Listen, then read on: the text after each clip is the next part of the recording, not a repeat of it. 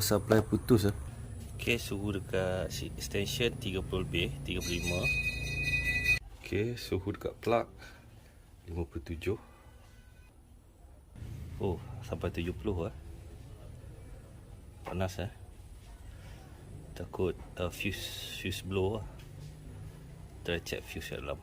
Seperti wire neutral putus lah. Sebab tu heat gun tadi off. Nampak dia putus. Panas sangat. Ini putus.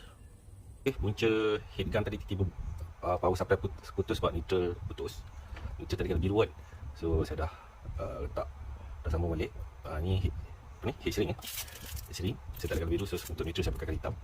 Untuk bagi penebat dia double insulation lah. Takut nanti kalau panas dia melebur kan. So tak nak short lah dengan neutral. Lepas tu dekat ujung dia saya letak ni ferrule ni. Sebab dia punya wire dia ni halus. So kalau ikat ketat dia boleh putus lah kan wire tu. So letak ferrule ni. Nampak tak ferrule kat ujung. Ni pun ferrule, semua ferrule. Okey. Lepas tu krim dengan ni, crimper dia. HSC 864A. Krim. Lepas tu baru pasang. Okey, tadi yang panas tu saya syak sebab lama-lama kan dia punya skru ni longgar sikit. So bila longgar kabel boleh jadi panas lah. Kabel jadi panas sebab tu tadi insulation untuk neutral terputus kan.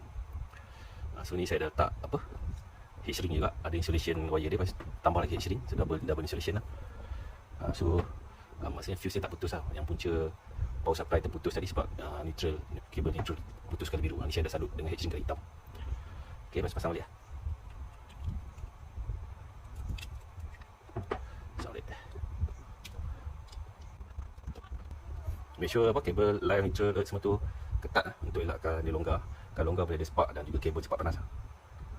Ok, wire yang putus tadi dah sambung balik. Wire yang putus tadi Dah boleh on balik dah boleh on balik.